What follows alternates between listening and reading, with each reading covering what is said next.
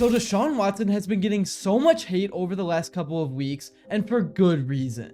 But the only thing that pisses me off is how he doesn't get credit when he does perform. Because this week against the Raiders, he showed up and everyone is dead silent about it. Don't get me wrong, the Browns suck. They are a joke of an organization and the rest of the team didn't show up. But Watson had himself a game and the numbers are very misleading and I want to talk about it. But before I begin, I would really appreciate it if you would drop a like and subscribe. It only takes 5 seconds, plus you can always change your mind. We're on the road to 40,000 subscribers, and with your support, I believe we can get there super fast. Alright, so I was watching talk shows on Monday, and the one guy who made me really angry was Chris Sims, because he clearly didn't watch the game. Their defense is tough and well coached. I know that, but Cleveland's offense stinks.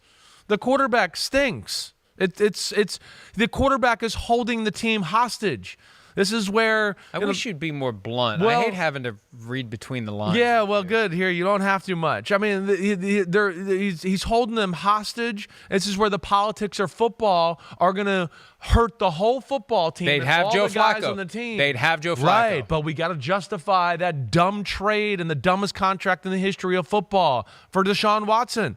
I'll give him the fact that Watson hasn't been good this year, but you can't just throw a bunch of insults out like that with zero context. The offensive line has been horrendous. He has had no time to throw. The receivers haven't just been dropping the ball, they've been manufacturing interceptions. And overall against the Raiders, Watson played well enough to win that game. And speaking of that game, let's dive into some film. And first off here, going back to what I said about Watson having no time to throw, I mean, just look at this. I don't even know if he had half a second here. But then Kevin Stefanski, as always, drew up a perfect first drive. If only he could do it all the other drives. Then here in an empty set, Watson surveys the field. Nothing is really open, but he wasn't afraid to take the check down, and Prochet makes a nice move to gain some extra yards before going out of bounds. Here, Stefanski incorporated some motion in the backfield. Initially, so many guys were open with the Raiders playing back, and Watson hits Foreman on the wheel route, and he was easily able to make his way towards the sticks.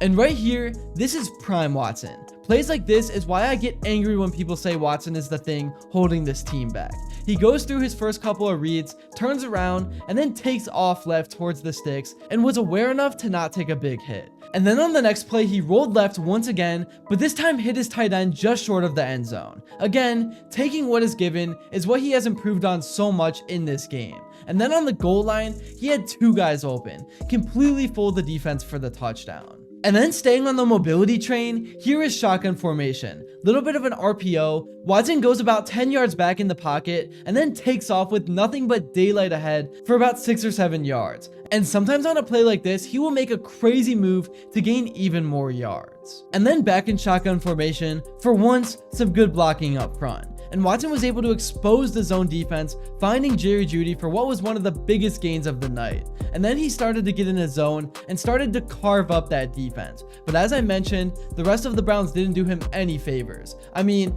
this is ridiculous. This should not count on Deshaun's stats as an interception.